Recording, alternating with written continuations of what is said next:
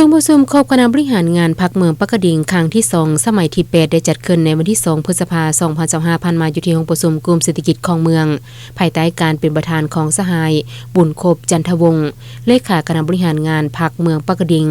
มีคณะประจำกรรมการพรรคเมืองพร้อมด้วยหัวหน้าองค์การอ้อมข้างเมืองเข้าร่วมอย่างพร้อมเพรียงท่านแก้ววงทองกรมเสงห้องเลขาพรรคเมืองหักษาการเจ้าเมืองปากกดิ่งได้ผ่านห้างบทสรุปติราคามติการจัดตั้งพันขยายมาที่กองประชุมใหญ่สมัยที่8ขององค์คณะพรรคเมืองระยะ3เดือนต้นปี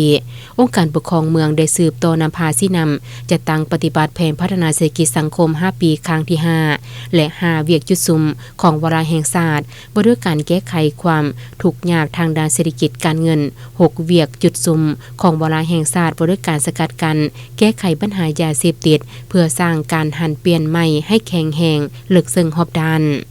ภายใต้การนำพาชี้นำของคณะพรรคองค์การปกครองเมืองได้สวมใส่ทุกเงื่อนไขและท่าแห่งด้วยความพยายามอย่างตั้งหน้าด้วยความรับผิดชอบสูงเห็นให้สังคมมีความสงบมีความเป็นระเบียบเรียบร้อยโดยพื้นฐานเศรษฐกิจมีจังหวะเติบโตและขยายตัวอย่างต่อเนื่องการจัดตั้งปฏิบัติประดาคาดหมายแผนงานจุดซุมบริมสิทธิ์ที่ได้กำหนดไว้ได้มีผลสำเร็จเวียกงานบางด้านเป็นต้นแม่นปรับปรุงกำลังกองรอนได้6บานจัดเก็บรายหับเข้างบประมาณได้3ตื้อกว่าเก็บส่งเสริมชาวเกษตรกรปลูกพืชฤดูแล้งได้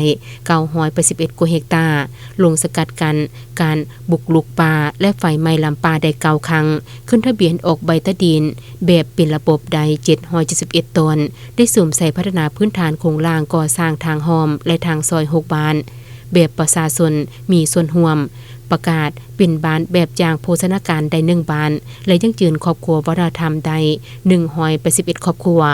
พร้อมเดียวกันนี้บรรดาทานที่ถูกมอบหมายก็ยังได้รายงานตามคำถามเจาะจีมและประกอบคำเห็นใส่บทสรุปเพื่อปรับปรุงให้มีในครบถ้วนทั้งเป็นบทอิงให้แก่การวางทิศทางแผนการ3เดือนต่อหน้าให้บรรลุตามแผนการที่วางไว้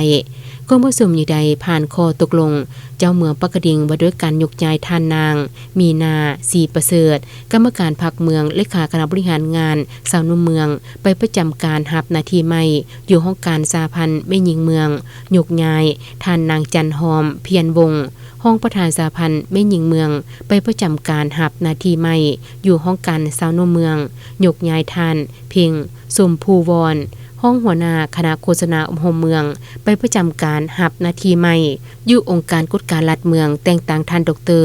บุญไทยใส่ภักดีกรรมการพรรคเมืองห้องหัวหน้าห้องการสาธารณสุขเมืองขึ้นเป็นหัวหน้าห้องการสาธารณสุขเมืองและแต่งตั้งดร.นางวงศ์พระจันทร์ปัญญานุวงศ์อำนวยการห้องหมอเมืองขึ้นเป็นห้องหัวหน้าห้องการสาธารณสุขเมืองปากกดิ่ง